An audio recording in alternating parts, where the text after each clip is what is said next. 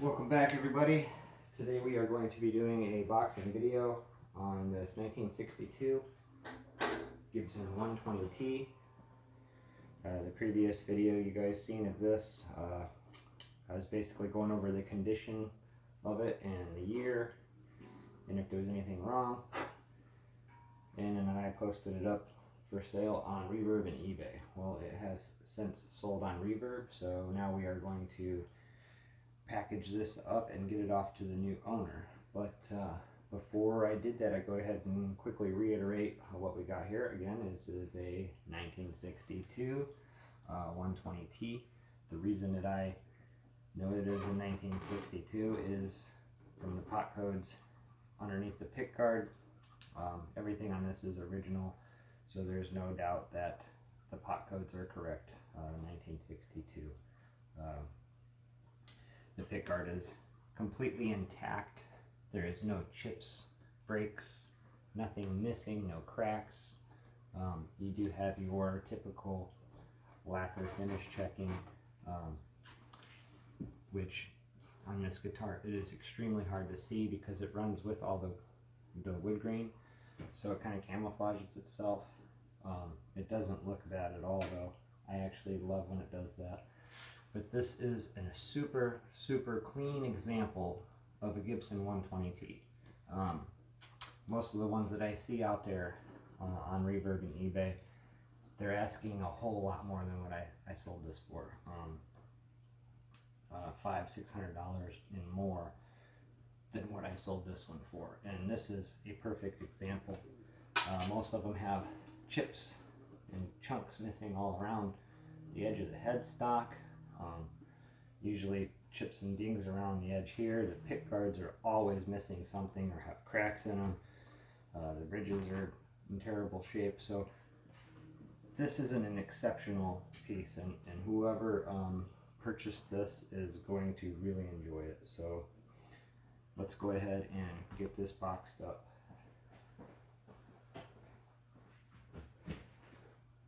I just did a video about cases on these too, so if you want to go back and watch that, there's a video I put out about the hollow body cases and cards that are interchangeable.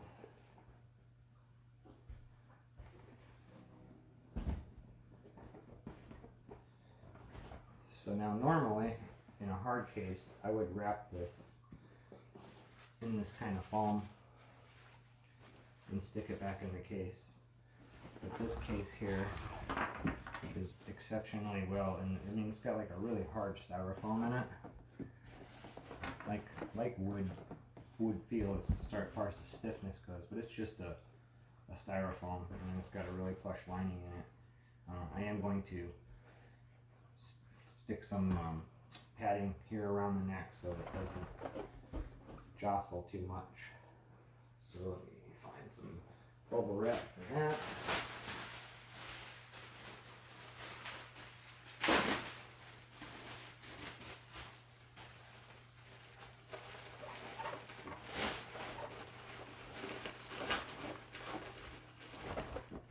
There.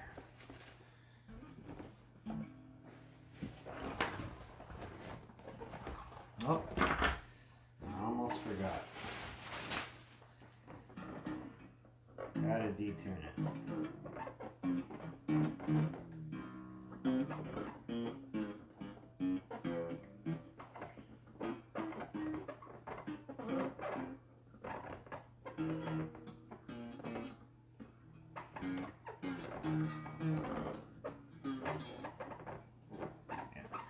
So detuning it, I don't want to detune it too much because this has a floating bridge. I wanted to do it enough to where there's not a lot of tension on here, because if this does take a whack, we don't want it separating here at the body or getting a headstock break. Also, I wanted to mention, now that I'm thinking about it, look at those strip tuners in the buttons. That's another thing that you don't see in perfect condition like that too often, is these 1960s strip tuners with the plastic buttons. They're usually missing one, or one's cracked, or one's been replaced with something, but Yeah, those are really nice.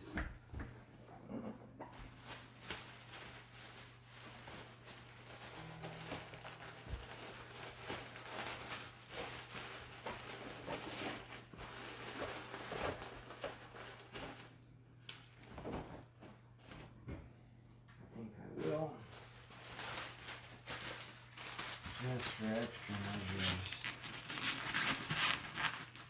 put a little bit of.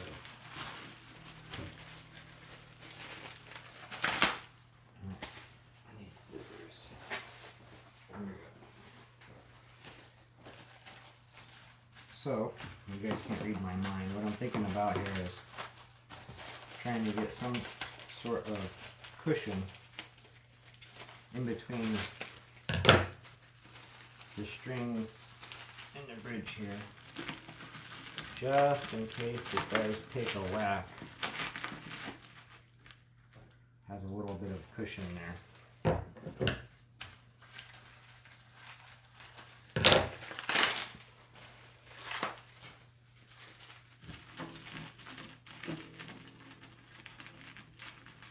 Just a little something. Better than nothing here, in my opinion. It got shipped to me with nothing in it.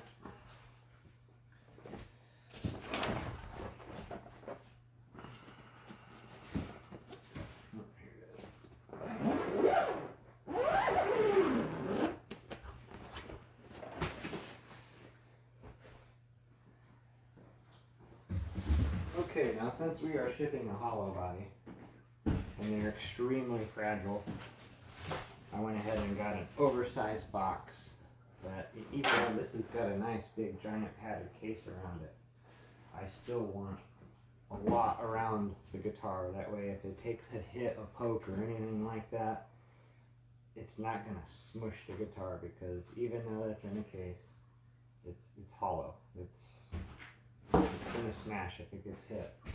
Your solid bodies are going to have a much better chance of surviving an impact.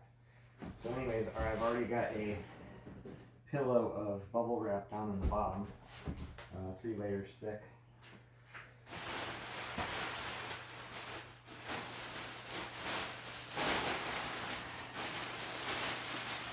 And I had to put some more bubbles,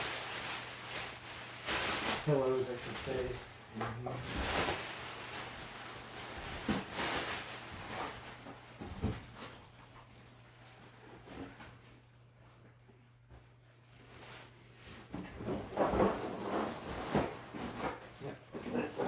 Overdid it. It's better to overdo it and have to take out a little bit than it is to not have enough in there.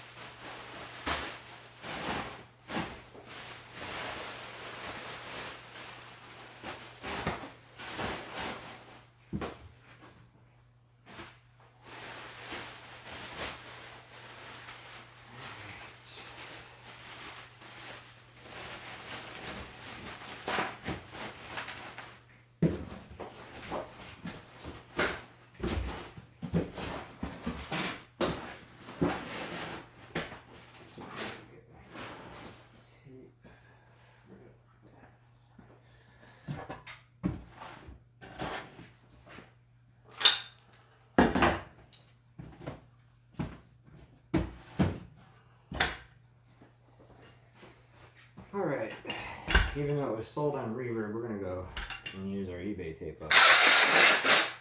Because I bought a lot of this. And it needs to go away.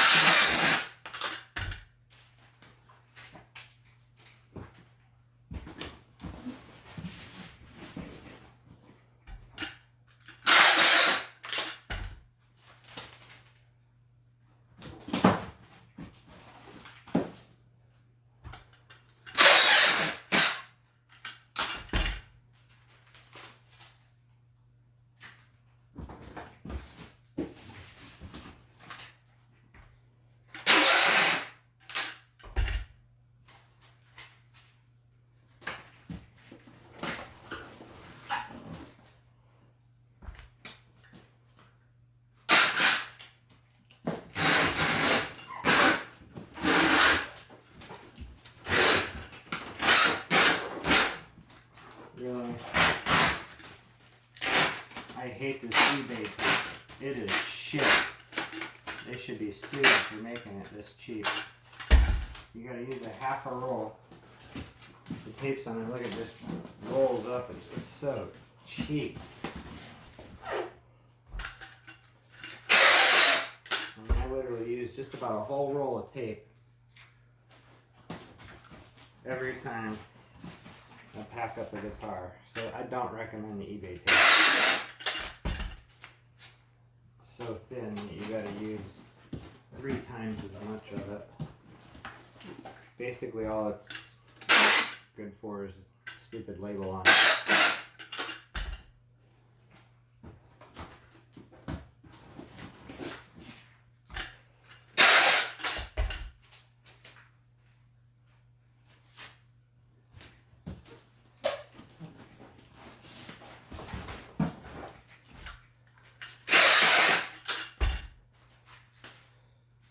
I'm not sure where this is going. I forgot to look before I started the video. I'm trying to remember, but I just don't. I've had a lot of guitars go lately, and they've been going everywhere from Texas to Connecticut, all over the place. California. A lot of stuff went to California. Oh, I know where this is going. This is going to Rhode Island. Yeah, I remember telling my wife, well, I actually get some cheap shipping because California shipping is ridiculous. You might as well be sending something overseas.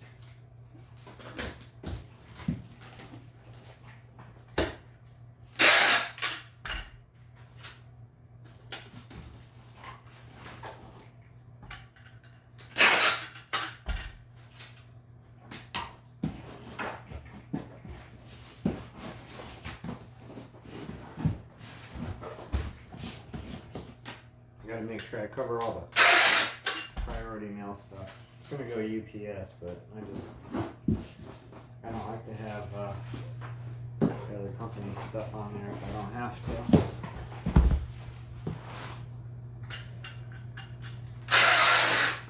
People that made this box that shipped the acoustic to me in it didn't do the greatest job down here, so we're gonna make it way better.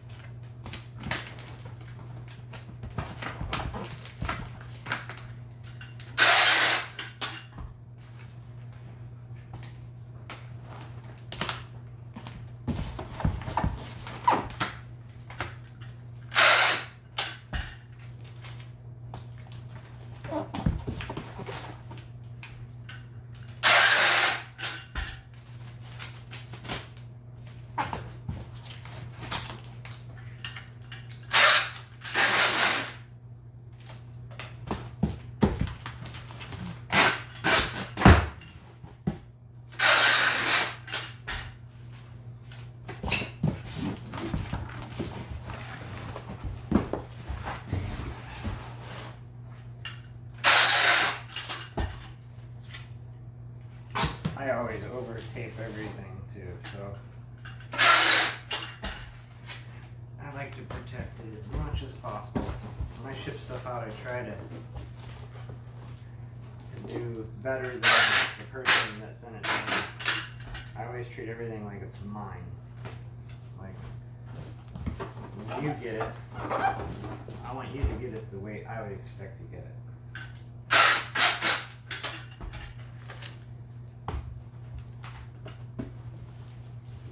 Until you take possession of it, it's mine. Well, until the post office takes possession of it, it's theirs. It's a shame how careless they can be. I've never had any problem shipping yet, but I've seen plenty of horror stories.